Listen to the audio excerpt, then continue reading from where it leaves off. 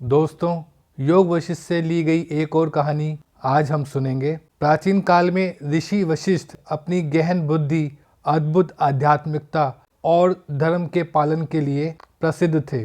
उनका आश्रम साधकों, राजाओं और ऋषियों के लिए एक ऐसा केंद्र था जहां वे जीवन के अंतिम सत्य को समझने आते थे। ऋषि वशिष्ठ अपने विशाल ज्ञान के बावजूद पूर्ण आत्म साक्षात्कार के पथ पर अग्रसर थे। एक दिन राजा निमि, जो धर्मपरायण और न्यायप्रिय थे, ने अपने राज्य की समृद्धि और कल्याण के लिए एक भव्य यज्ञ करने का निश्चय किया।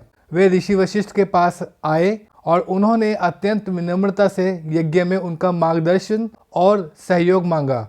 ऋषि वशिष्ठ ने सहर्ष स्वीकृति दी, लेकिन यह भी बताया कि वे पहले से ही देवताओं के लिए एक यज्ञ में व्यस्त हैं। उन्होंने राजा निमि से थोड़े समय तक प्रतीक्षा करने का अनुरोध किया, लेकिन राजा निमि जल्दबाजी में ऋषि वशिष्ठ की प्रतीक्षा करने की बजाय ऋषि गौतम के पास चले गए और उनसे यज्ञ कराने का अनुरोध किया।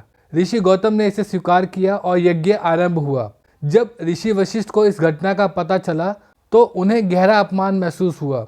उनका अहम, जो सामान्यतः उनकी बुद्धि के अधीन रहता था, इस बार उन पर हावी हो गया।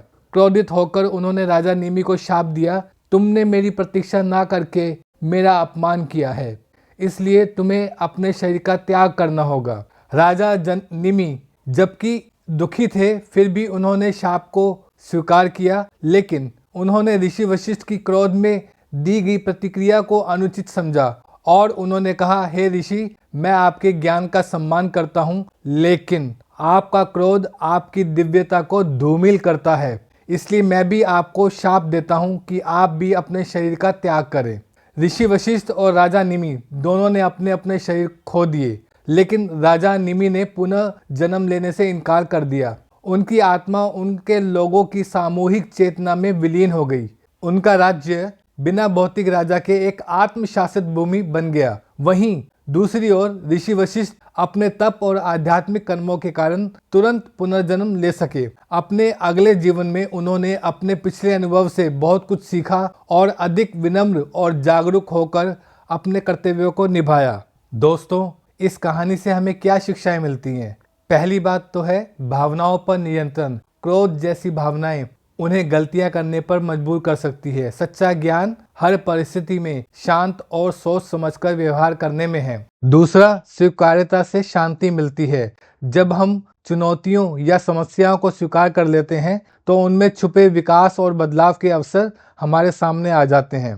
तीसरा, निस्वार्थता ही असली शक्ति है। निस्वार्थ कार्य जैसे राजा निमि का अपने लोगों में विलीन होना हमें स्थायी सुख और मुक्ति प्रदान करते हैं, जो भौतिक वस्तुओं या प्रतिष्ठा से कहीं अधिक मूल्यवान है। चौथा, सीखने की प्रक्रिया अनंत है। जीवन हमेशा हमें आगे बढ़ने और सुधारने के मौके देता है। ऋषि वशिष्ठ जैसे ज्ञानी ने भी अपनी गलतियों से सीखा और अगले जीवन में और भी महान बन गए।